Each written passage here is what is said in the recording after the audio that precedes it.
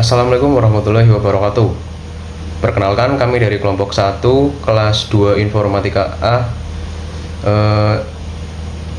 Tujuan kami membuat video ini adalah untuk mempresentasikan materi tentang double linked list. Sebelumnya, perkenalkan, nama saya Adi Alim Firmansyah dengan NIM 25411060102. Dan ini adalah rekan-rekan saya. Saya Adinda Rohmatu Salsabil dengan NIM 25411060103. Saya Adnan Maulana Wardana dengan NIM 25411060104. Saya Adrian Saputra dengan NIM 25411001005. Baik, sebelum masuk ke materi inti, coba bayangkan sebuah kereta api. Setiap gerbong terhubung ke gerbong di depannya. Nah, itu mirip seperti single linked list, di mana setiap gerbang hanya tahu gerbong depannya saja. Sekarang, bayangkan kereta yang bisa maju dan mundur dengan mudah. Setiap gerbong tahu gerbong di depannya dan gerbong di belakangnya.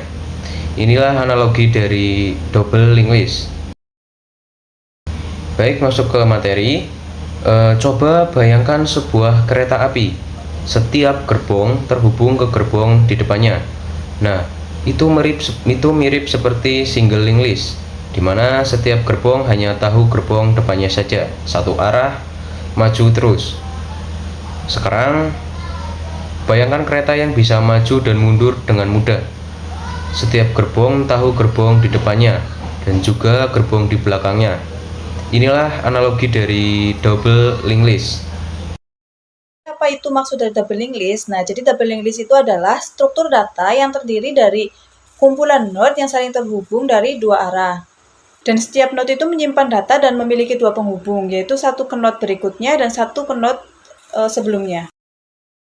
Setiap node dalam double linked list terdiri dari 3 bagian utama, yaitu ref yang berfungsi sebagai petunjuk ke node sebelumnya. Yang kedua, data, nilai atau informasi yang disimpan. Yang ketiga, next, yang berfungsi sebagai petunjuk ke node berikutnya. Pada ilustrasi tersebut, terdapat 3 node yang berisi data 10, 20, dan 30. Node pertama memiliki nilai 10 dengan pref bernilai 0 karena tidak ada node sebelumnya, dan next menuju ke node kedua. Node kedua memiliki nilai 20 dengan pref menuju ke node pertama, dan next menuju ke node ketiga. Node ini bisa diakses dari dua arah, baik dari depan maupun dari belakang. Node ketiga memiliki nilai 30 dengan pref menuju ke node kedua, dan next bernilai 0 karena merupakan node terakhir. Nah, untuk selanjutnya di sini ada 4 operasi dasar yang biasa dilakukan pada double linked list. Untuk yang pertama ada tambah data, kedua hapus data, ketiga cari data, dan keempat tampil data. Ya. Untuk yang pertama itu tambah data. Nah, tambah data ini bisa dilakukan dari depan, dari belakang, atau dari tengah. Nah, contohnya terdapat data 10, 20, 30.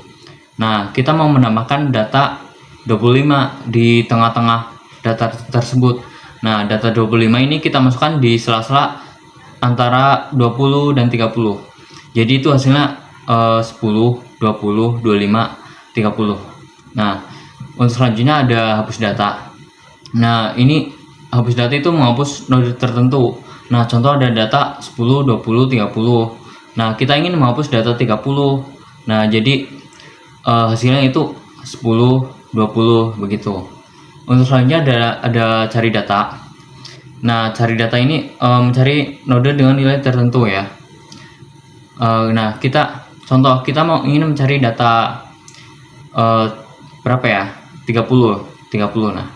Nah, kita nyarinya itu berurutan. Datanya itu kan ada 10, 20, 30. Kita ingin mencari data 30. Nah, data ini ditampilkan dari depan, yaitu 10, 20, 30. Nah, di data ke-30 ini baru ketemu. Intinya cari data ini akan berhenti ketika kita menemukan data yang kita inginkan. Nah, untuk selanjutnya ada tampil data yang keempat, menampilkan semua data dari depan ke belakang atau sebaliknya. Nah, contoh ada data 10, 20, 30. Nah, kita tampilkan dari depan itu hasilnya 10, 20, 30, dan ketika kita tampilkan data dari belakang itu hasilnya 30, 20, 10. Nah, di sini keunggulan utama double linked list adalah kita bisa menelusuri data bolak-balik dengan mudah gitu. Nah, sekarang kita masuk ke studi kasus nyata. Di sebuah parkiran, kendaraan masuk satu persatu. Kendaraan pertama yang masuk ada di posisi depan, dan yang terakhir masuk ada di posisi paling belakang. Nah, dengan double linked list, kita bisa melakukan banyak hal dengan efisien.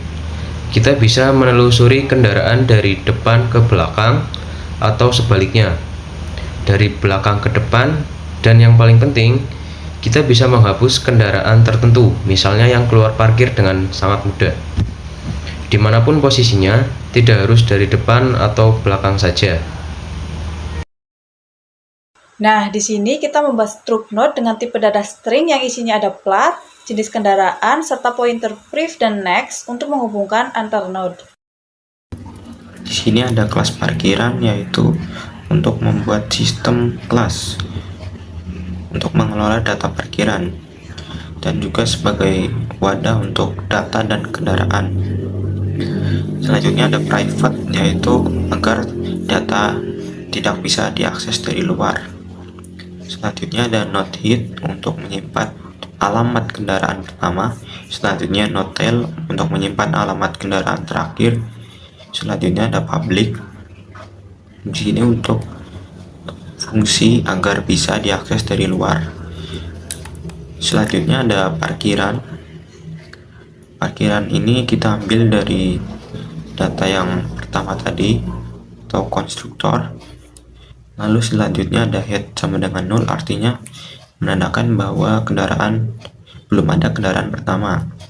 Tail sama dengan 0, ini untuk menandakan bahwa belum ada kendaraan terakhir. Void tambah kendaraan, string plat, string jenis. Ini tuh fungsi untuk menangani kendaraan yang masuk, seperti data plat dan data jenis dengan tipe data string. Node baru sama dengan new mode. Selanjutnya ada node baru, pointer plat sama dengan plat. Ini berfungsi untuk menyimpan data plat ke dalam variabel plat yang ada di node baru. Selanjutnya ada node baru, pointer jenis sama dengan jenis. Di sini untuk menyimpan data jenis ke dalam variabel jenis yang ada di node baru. Node baru, pointer preview sama dengan 0 untuk mengatur pointer preview ke 0, karena node baru akan menjadi node pertama. Selanjutnya node baru, pointer next sama dengan 0 untuk menentukan pointer next pada node baru ke 0, karena node baru ini belum menunjuk ke node lain atau elemen terakhir. If head 0 untuk mengecek apakah parkiran kosong.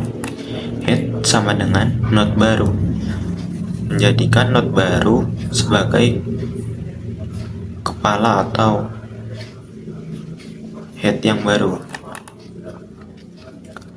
Tail sama dengan node baru, itu untuk memindahkan posisi tail atau ekor dari node lama ke node baru yang baru ditambahkan.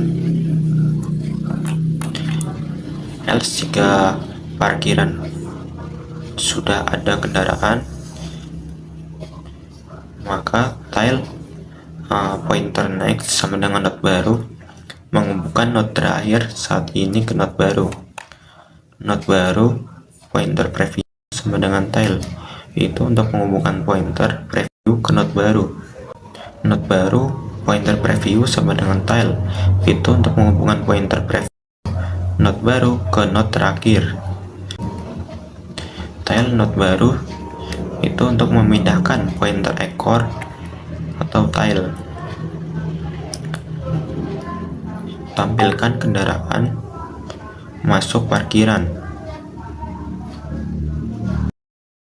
Nah, di sini ada dua fungsi, yaitu tampil maju dan tampil mundur. Yang pertama itu tampil maju.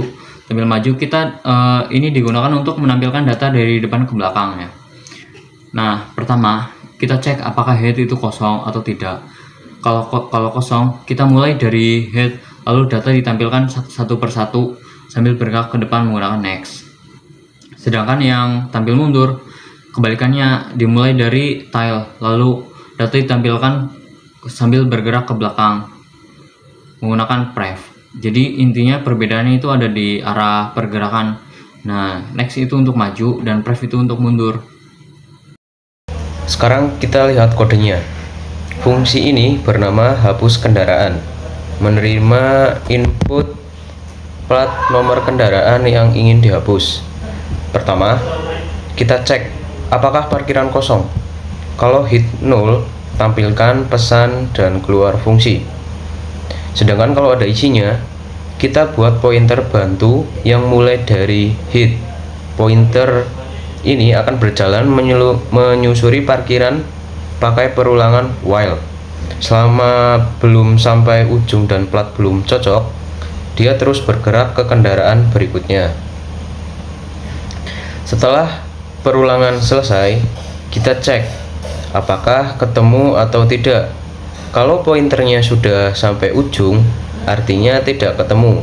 Tampilkan pesan dan selesai. Tapi kalau ketemu, ada 3 kasus tergantung posisi kendaraannya.